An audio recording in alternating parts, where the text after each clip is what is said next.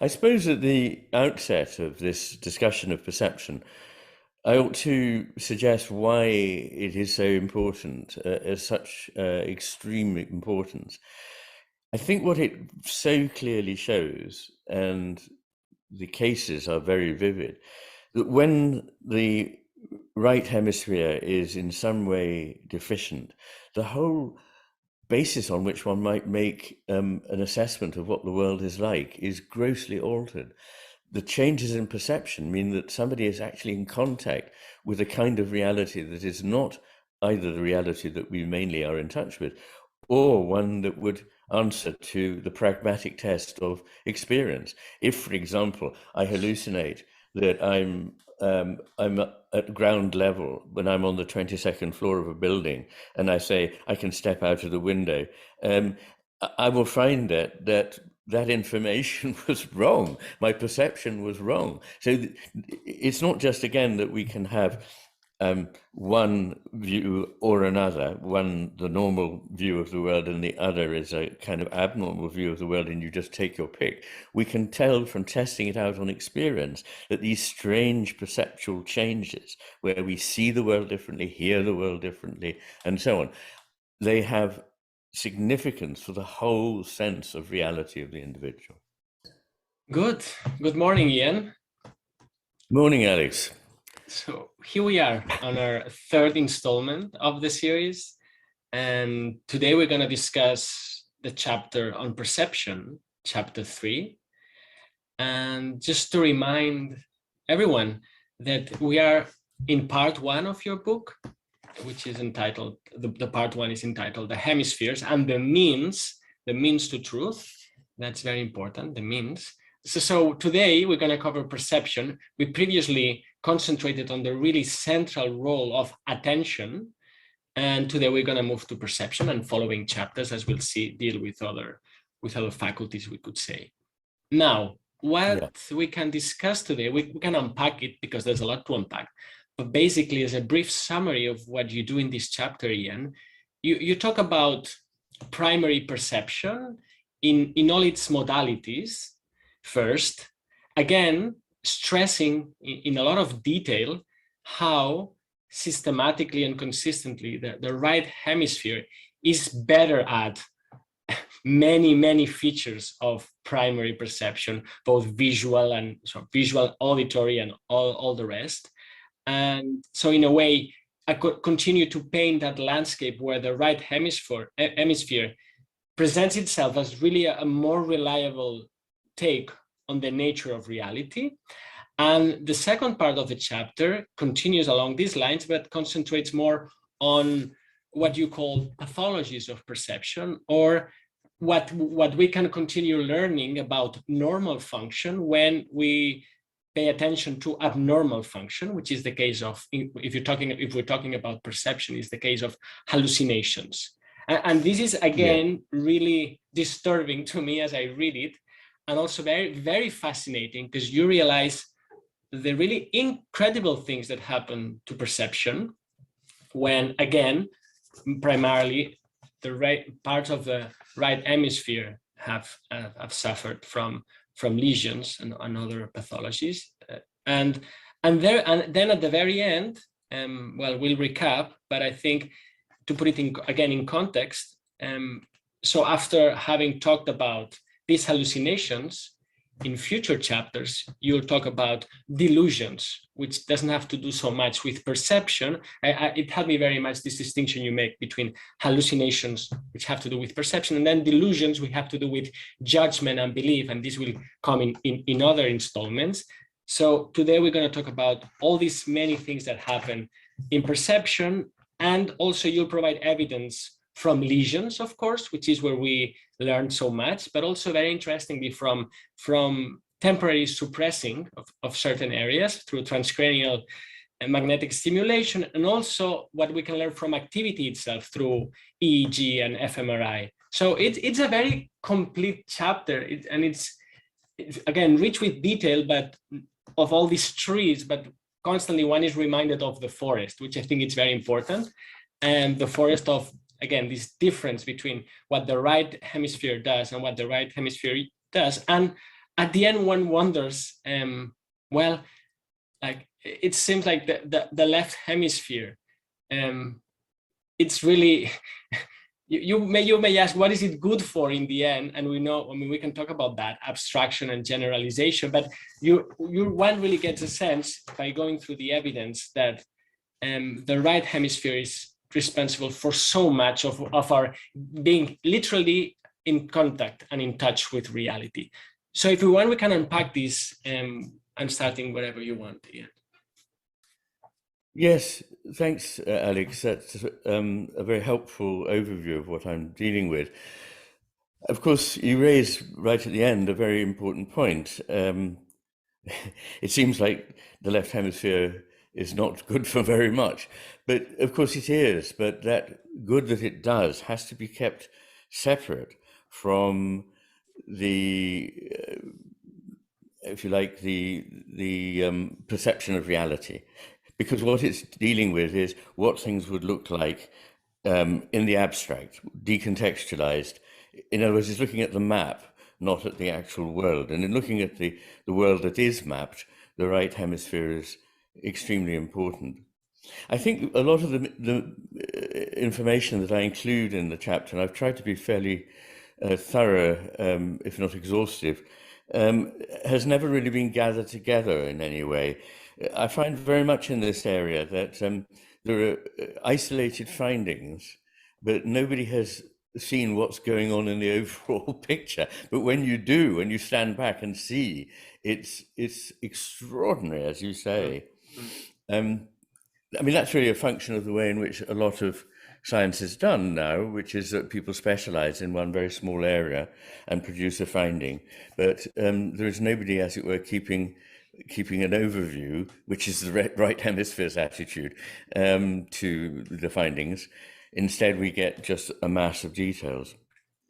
But it is very striking, as you say, that even if you take one of the sensory modalities, such as sight, there are half a dozen different aspects of visual perception in which in every case the right hemisphere is superior to the left. Now, what I don't want to be giving the impression of saying is that nothing happens to perception if there is damage to the left hemisphere. That would not be right. But there are two important distinctions to be made. One is that the very large majority, well over 3/4 of all the things that go wrong with perception, which we might call illusions or hallucinations, these are due to damage to the right hemisphere. And the other is that the more gross and the more remarkable and extraordinary these distortions are, the more likely they are to be due to deficits in the right hemisphere. Yes, so as you say, the first thing I do is to look at these various modalities and try and locate which of the hemispheres has is set up really in the normal circumstances when there is no damage to the brain, but the brain is just perceiving, which one is more reliable. And this is a theme that runs right the way through part one. So when I look at attention, when I look at perception, when we will come to look at judgment, i.e. the sort of beliefs we have about reality, and the intelligence with which we approach it, and the creativity with which we make connections. These are all, in every case, they're superior in the right hemisphere. The one thing that the left hemisphere is good at, and we'll come to that in future, is being able to appropriate things, to grab hold of them, to take them and use them, but not particularly to understand them.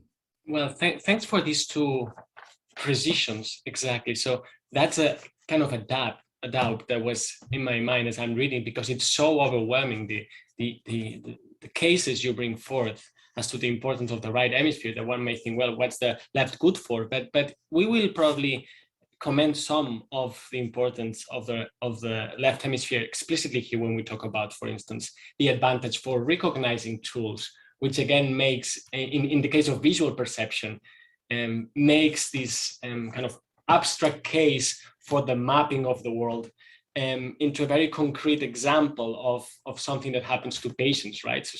So thank you for making that. And let me also say, with respect to the cases that you put together, the reader, if the reader of the chapter can also see that very clearly, because, for instance, when you're discussing visual hallucinations, you talk about there has been, well, let me make it up because I don't remember the figures exactly, but there has been 17 cases, and then these other cases there of other patients, and brought together I review 99 cases. And then when you talk about problems, for instance, in auditory hallucinations, that there are very fewer cases, well, maybe there is one, or to the up to date, maybe we don't have any. So you could really see, one can really see you counting the actual number of cases in this extraordinary effort to bring together what there is, which is a lot, but at the same time, all these cases look to me like treasures that, when put together, again, give you this perspective. And it's very remarkable, especially,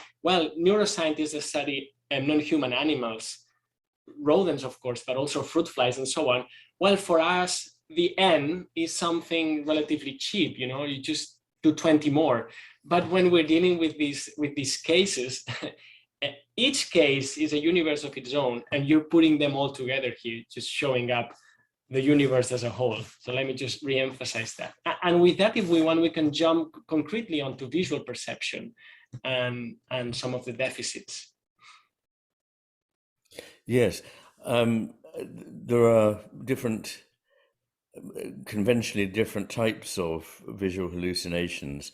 For example, those that involve faces, or half of a face, or one's own face. Let me just enumerate some of these hallucinations and distortions, which are fascinating, that have to do with space, right? So size and things being perceived too small or too big, and also too far or too close, and also of shape, like tilted lines, and very concrete cases, like a patient that would see houses being tilted, because you could read all this description and it still sounds too abstract. But now I can imagine this patient walking on the street and seeing the houses being tilted.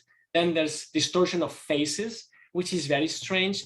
And also you mentioned cases where there's distortion of faces, but not only of faces, but for some patients of particularly familiar faces, and sometimes of the eye only, if I remember correctly, and sometimes of the left part of the visual field. So it gets spookier and spookier, and also the distortions of, as we mentioned, of distance, of the 3D status of the world, and of perception of movement. And there you make links to the Red Queen, and this idea that you're running, but you're not getting anywhere. And when you discuss distortions of size, you bring forth Alice in Wonderland. And when you discuss the distortion in faces and the eye, you mention Picasso's painting. So again, very disturbing and very fascinating once you go one by one through these concrete cases. Yes, indeed. And indeed, there is something called Alice in Wonderland syndrome, but it's usually rather too broadly used. But strictly speaking, it should have two features: distortions of time and distortions of one's own body, or the sense of one's size, or the different parts of the body changing in size. So it's called Alice in Wonderland syndrome because Lewis Carroll describes these things in the Alice books. And it's interesting to research the medical history of Lewis Carroll, or Charles Dodgson as he was in real life. It's thought that he either had epilepsy or migraine, which triggered these distortions. And in the end, we can't be entirely sure, but it looks probably as though they were migraine attacks, because in migraine, it's not just a matter of having a headache. Some of the blood vessels close down on one side of the head. In fact, the word migraine, it comes from hemicranium, so it's one side of the head that is affected. And so this is a transient condition in which one can see some of these things vividly in people who report that they seem only 1 or 2 feet high, or they feel so high they've got to pull their head down, or they'll hit the ceiling. So these are extraordinary things. When you come across them, you realize that ordinary people, as it were, are living in a world which has very different qualities from our own. Wow. Yes, indeed. Now, let's say, rewind back to the beginning of the chapter, because the part of hallucination is more towards the end, like to be a bit more systematic in our covering of it. When you talk about visual perception, well, there's so many features at which the right hemisphere is better that you mentioned. So you mentioned stimulus detection, localization, depth detection, size detection, orientation matching. I have a list here, pattern recognition, mental rotation, and so on. And then you mentioned that the left hemisphere, now with respect to vision, concretely, it's less in touch with the perceptual level, and it's more in touch with the abstract. And so, as we were mentioning, it has an advantage for recognizing tools, but for all the rest, for all these kind of very primary aspects of visual perception, the right hemisphere consistently dominates. Now, here I have already a question. So, because one could think, well, so if the right hemisphere is detecting all these, you could even say local aspects, but then we are also told, or you also argue, that it sees the whole. So there can be a confusion here, at least in my mind, like how come the right hemisphere is good at the local and at the global, when one may think that the story is that, well, one gets the local and the other one gets the global view of things. Yes, that story needs to be glossed and annotated somewhat, because a better way to think would be that the left hemisphere is only capable of highly focused attention to detail, whereas the right hemisphere is able to pay either kind of attention, and also is in charge of switching attention between local and global. So it's better at global attention. It can do local attention as well as the left hemisphere can, if required. And it is the one that chooses the scope of attention. Now, when it comes to perception, which is not the same thing as attention, you see this reflected in the perceptual capacities of the right hemisphere when compared to the left. And if it seems rather odd that the left hemisphere isn't better at perception, it's because I'm making a much bigger point, which is that effectively over time, over evolution, the left hemisphere has stepped back from the role of being able to give veridical information. Instead, it is thinking about the abstract here, about the map, the theory of things. But that's not a good base for detecting reality. It's been put to me that how can I judge between these two hemispheres? I'd have to have a third hemisphere to make judgments, but this is an elementary misunderstanding. I mean, if you follow that path, why stop at 3? You'd need a fourth one to determine whether the third one was getting its judgment about the first two right or not, and so on and so on. But it's very simple. There is another party. It would only matter in that sense if we made a reality up. If reality was completely made up, then there would be some point in saying, well, how can you judge between the view of the left and the view of the right? But importantly, that we don't make reality up. We affect it, and we are affected by it, but there is a reality that isn't just made up by me or by you or anyone else. And it's the way we can tell whether it's veridical or not is not by making another internal judgment about a couple of films that we're watching inside our head. We're testing it out pragmatically on reality.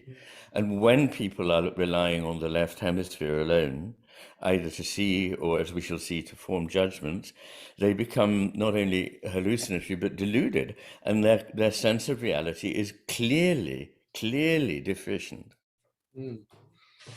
Yes, that's an important point that can be misunderstood or even missed.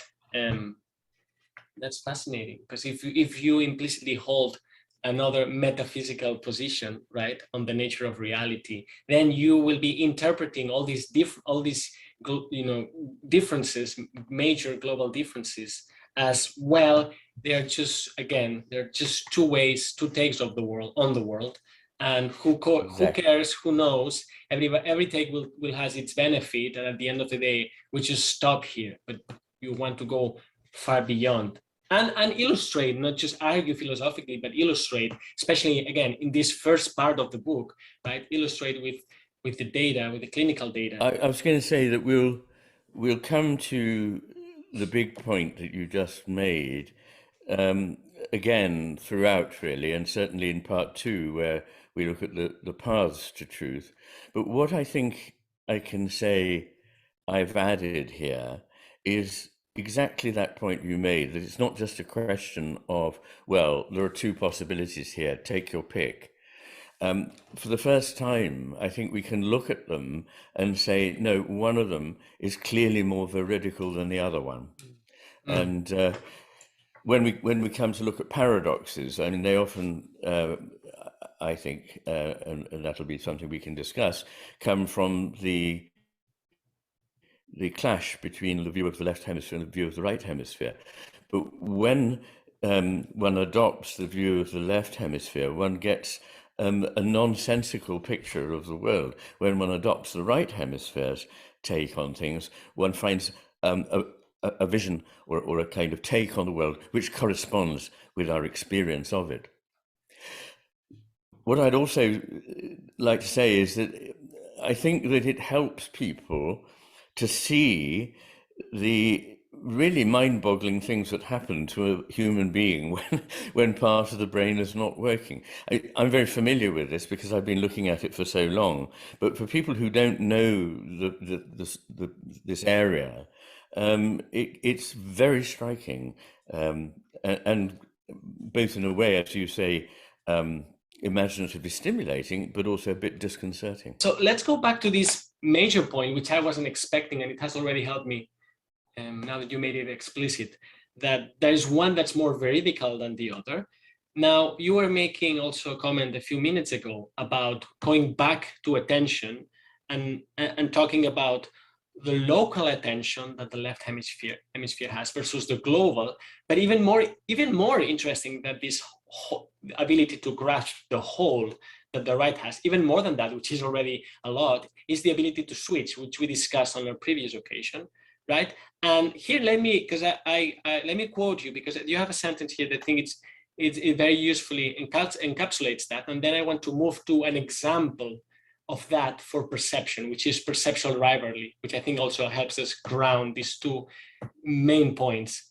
So you're right. If you think and adopt the way of being of the left hemisphere world, not only will you struggle to see the overall shape, but you won't be able so easily to switch and even be aware that you can, right? So we have more veridical, able to see the whole, capacity to switch, and knowing that there's being aware that this is possible.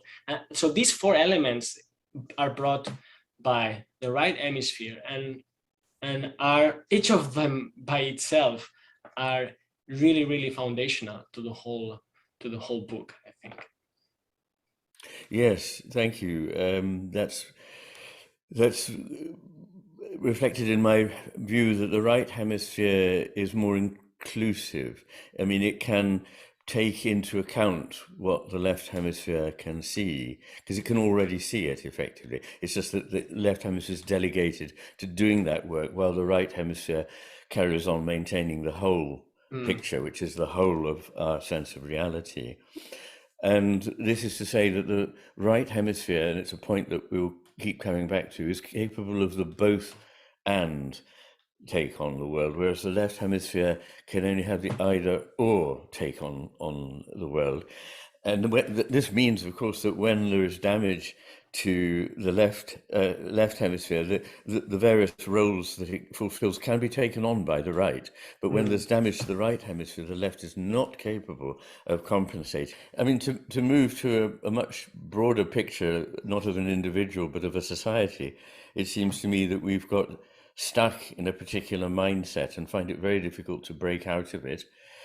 And it's no surprise that this involves also a perception that we tend, at least when we're discussing reality, talking about our findings in the world, we are leaning towards the left hemisphere's picture. And the danger is that it's very hard to get out of it once you're fully in it. You need something that will allow the switch to free up. A point that's worth making about perception is that it's not, as we often image it in our minds, as being an entirely passive process. We're not like a blank screen on which something comes and impresses itself. Perception is an active process, and it's bound up with motion, actually, so that we when we see something, we see it as an opportunity to act. We see it as something, first of all. We don't just passively go, I've no idea what this is. We have an idea of it instantaneously, which is either confirmed or not by sustained contact with what it is we're perceiving. But we also see it as something on which we can act in the world. So when we see things, our whole body is involved in the matter of perception. It's not a passive process, it's an encounter, and it's not a disembodied process, somehow computerized. It is something that we feel, experience, and live with our entire body. It's also worth pointing out that perceptions are not only of the outside world, perceptions are also of our own body, the interior of the body, and the visual aspects of the body when we see it reflected in a mirror. Yes, and this goes back again to the difference between concrete embodiment and context, and this idea of abstraction and generalization, these kind of dualities that we're always surfing. Let me come back to embodiment and the self in a minute, but since you mentioned, you kind of alluded to a possible definition of perception, and of course we don't need to be giving definitions for everything we talk about, but there's one that I really like about perception, which is virtual action, which comes from Henri Bergson. And from it, of course, the affordances of Gibson, the idea of affordances of Gibson as opportunities for action, and then the whole movement that tries to, you could say politely, correct cognitivism, bringing forth the idea of the extended mind, the embodied mind, and so on. And so from this point of view, again, perception is not receiving impacts from the world, but actually there's this circularity where perceiving is kind of acting, but not yet, considering the possibilities. And this is, again, very well and easily grounded when you talk about well, the examples of embodiment and what can go wrong.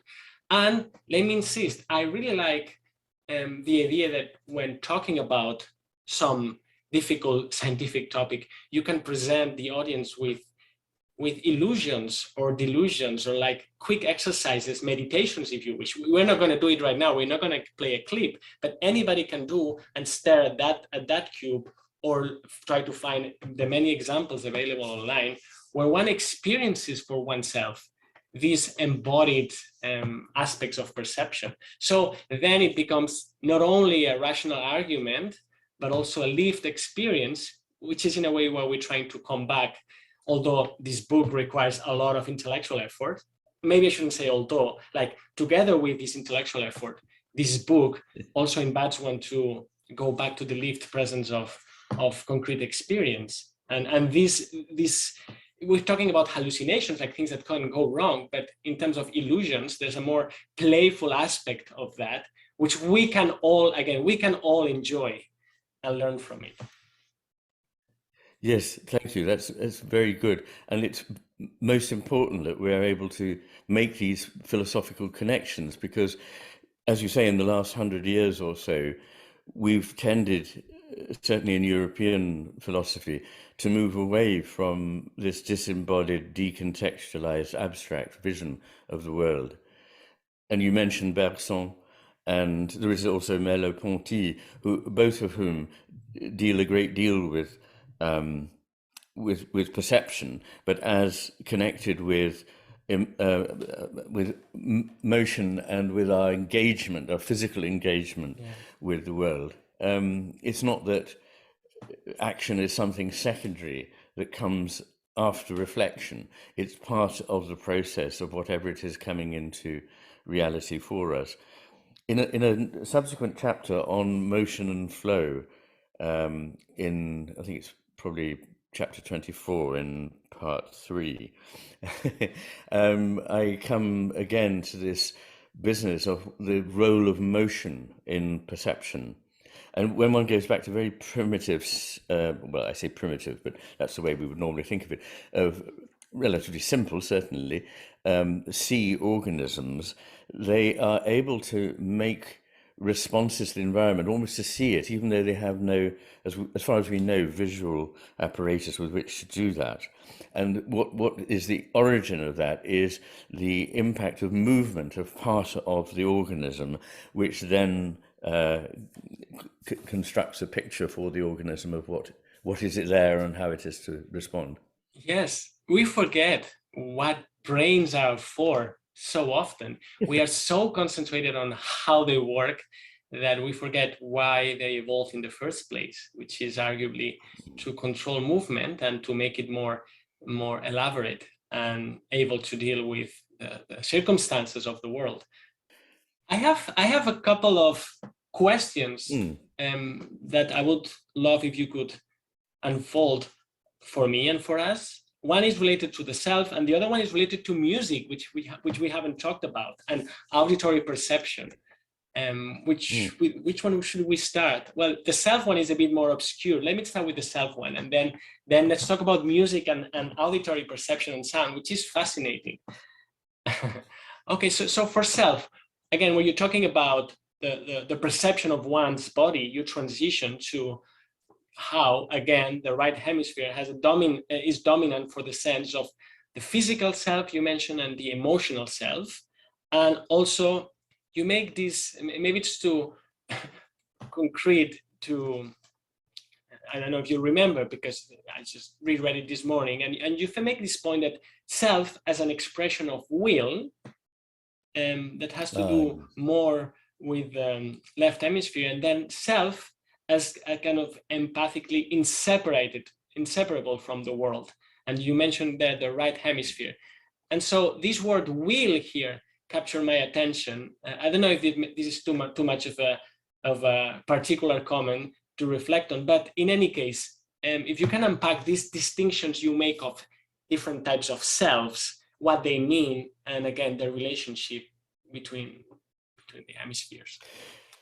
Yes, probably what I was referring to there was the difference between a self which is seen as somehow distinct from the world, in a detached way, scoping the world for an opportunity to exert an already existing will for something, a desire for something, a need for something. To separate that idea, which I think a lot of us have these days. We think of ourselves purely as our conscious selves, the one that's saying, I need this, I'm going to get that, and this kind of way of responding to the world. And a different one in which the self is never really separate from others, from society, from other human beings, but is in an empathic contact with them and with the world at large. And here one's not seeing the self as being such a single explicit drive, but instead as being an area of active receptivity, an area of actively receiving and responding to the world as a complex whole, without necessarily manipulating it, but belonging to it. So I think those two visions of the self are important and need to be distinguished. There's something like the distinction made by Jung between the self and the ego. The ego is much more like this will-driven left hemisphere conception of the self, whereas his concept of the self was something more mature, that as we grew older, we grew out of this need for egoistic self-definition, as it were, in contradistinction from other people in the world. Instead, we grow into a sense of the self that is created by other people in the world and is never separated from it and gives back to other people in the world. I want to end, well, we can end however you want, but I want at least to talk about professional musicians and wine experts, because these are two Yes. aspects that you mentioned when discussing at the beginning of the chapter. Again, we are talking about primary perception and not just visual, although we place a lot of emphasis on visual for obvious vision for obvious reasons. But then there's auditory perception, and then olfactory and gustatory, which very often gets some minutes on public TV, right? And so you mentioned auditory perception, and again, as with visual perception, so in auditory perception we have that the right hemisphere is better at pitch discrimination, at inflection, harmony, rhythm, and so on. So far, so good. But then you make this remark and you say, well, but for professional musicians, there's a more bilateral, in a way, addressing or representation of all these aspects of music. And then you say, well, this was discussed in your previous book, The Master and His Emissary. And you make a similar comment when talking about, again, olfactory and gustatory, and with respect to recognition of flavors, for instance, and wine recognition. And then you say, well, but in wine experts, again, both hemispheres play important roles. So I'm very curious to know what is going on there. Yes, well, so am I. But there are various possibilities. It's been suggested that maybe professional musicians use the left hemisphere more than non-professional musicians in the attention to music. This may be because they are trained to think more about the theory of music and to think more in the abstract about what is happening in the music rather than simply attending in a perceptual way. That may be the case, but there are other possibilities. One is that professional musicians spend enormous numbers of hours reading music visually across the page in much the same way that we read a text across the page. And that's a process very much determined by the left hemisphere. So it's possible that it's a kind of reading that is going on in the mind of professional musicians. Another possibility is that when a professional musician has familiarized himself or herself with a piece over and over and over again, many hundreds of times, the freshness of the piece of music is to some extent dissipated. And we know that freshness of experience engages the right hemisphere, but very familiar experience engages the left hemisphere. So all these possibilities are there. One thing that, though, fascinates me in relation to what I've just said is that it seems that Bach, the music of J.S. Bach, even in professional musicians, enormously importantly engages the right hemisphere more than the left. My way of understanding that is that it's impossible to listen to Bach exactly the same way twice. There is a lot of competition for attention and ways of perceiving, a kind of rivalry, if you like. And you can only, as it were, take in, at least consciously, one aspect of what one is being given. There is more than the conscious brain can cope with. And that maybe is one of the reasons why even professional musicians rely heavily on the right hemisphere in listening to music. You mentioned olfactory perception and gustatory perception. An important point to make there is that, in fact, almost all of taste that's of any interest comes from olfaction. The tongue, the mouth, can only deal with 4 or 5 basic qualities: sweet, sour, bitter, salty, and the fifth that's been added to those traditional tastes that the tongue can make is umami, the taste that's associated with certain aspects of Japanese food. So it's to do with the sense of smell. Our sense of taste is largely dependent on the sense of smell. But one thing that greatly complicates the sense of smell is that, unlike every other sensory modality, olfaction sometimes engages the hemisphere on the same side as the stimulus, but sometimes it engages the contralateral hemisphere. So that's a difficulty at the start. But when you come to look at the comparison between professional wine tasters and ordinary people enjoying a glass of wine, again, you find that in the normal situation, it's largely the right hemisphere that is being active. But with wine experts, it tends to be the left hemisphere. And that's thought to be, and it seems to me a reasonable suggestion, because wine tasters, professional wine tasters, are thinking in terms of categories, labels, and names. They're thinking at a meta level. They're not just perceiving. And so there's a skewing of the way in which the brain takes this information in. Yes, and also when it comes to hallucinations, you say you're right. There's not much at all, if anything, about olfactory and gustatory hallucinations, which is fascinating. It's like there's a world there that it's harder to tap into, maybe, at least for us humans. Like another question would be for other animals.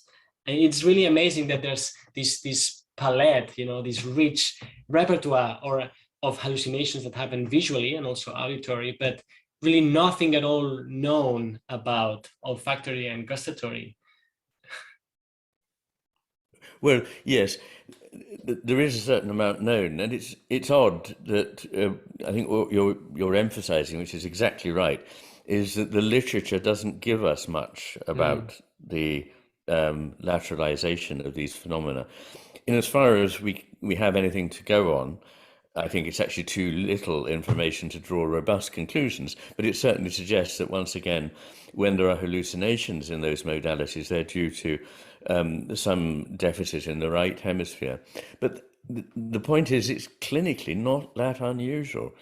It's not at all rare for either psychotic patients or patients with temporal lobe epilepsy to experience alterations in olfaction or gustation. So that's an interesting, why is there not more attention paid to this? And I suppose, once again, it's because the way in which we do science is too often driven by some kind of a partial rather than holistic view. If you ask yourself, well, what's going on as a whole in the brain when people are experiencing hallucinations, then you would really want to research this.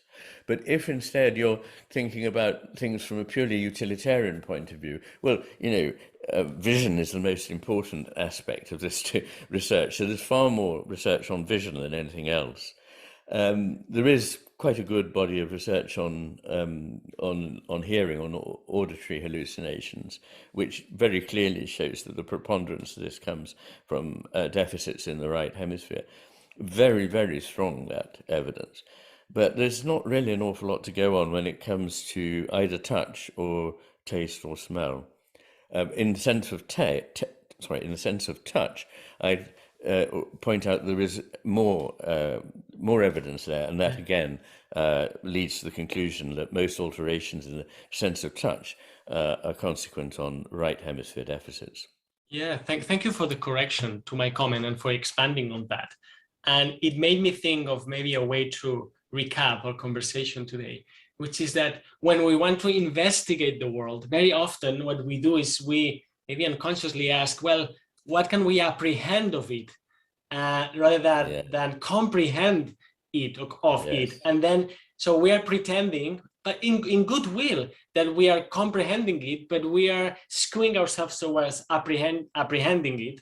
And that involves, well, studying vision or things that look more obvious or more important even, whereas we are leaving aside all these fascinating, and not just fascinating because they're interesting, but very relevant to the daily lives of us humans and other animals, and even plants, I would say. Now it's maybe going too far, but yes, it's like a circular loop on thinking about reality and realizing that our own ways of investigating reality, again, it's like an effort of bootstrapping oneself, I think at least that's how I feel when discussing these issues with you, and suddenly having this brief realization, zooming out, that we're trying to, in a way, bootstrap ourselves from this way of inquiring about reality and truth. Yes, indeed. And if I could just make one final comment, taking what we've just been discussing one step further, it's a sort of microcosm of the macrocosmic problem that one encounters in science, which has not in science intrinsically, but in the way scientists often carry it out, which is that the left hemisphere deficits have been by far the most commented on in the literature. And when John Cutting, above all, started to say, well, what happens when there's right hemisphere deficits?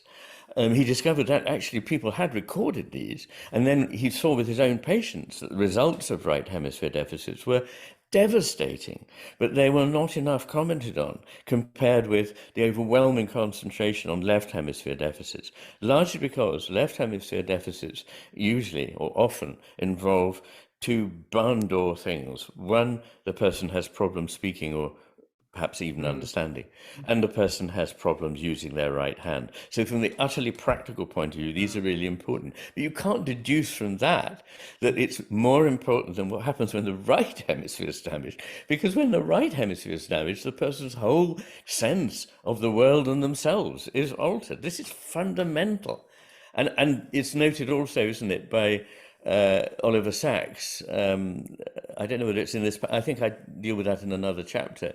But he actually says, I mean, on the whole, the left hemisphere has taken up by far the most of neuroscience's attention. And it's almost as though this is part of the right hemisphere handicap, that their attention is always in the service of, and their attention is to the problems of the left hemisphere, not those of the right hemisphere. Anyway, that's enough. Thank you very much, Yes, Alex, that's a for that sweet conversation. irony. That's a sweet irony to finish. Yes, yes. Thank you, Ian. As always, it's a pleasure to talk to you about these things. And thank you. Thanks very much, Alex. See you again soon. Yes, very soon. Goodbye. Very soon. Bye.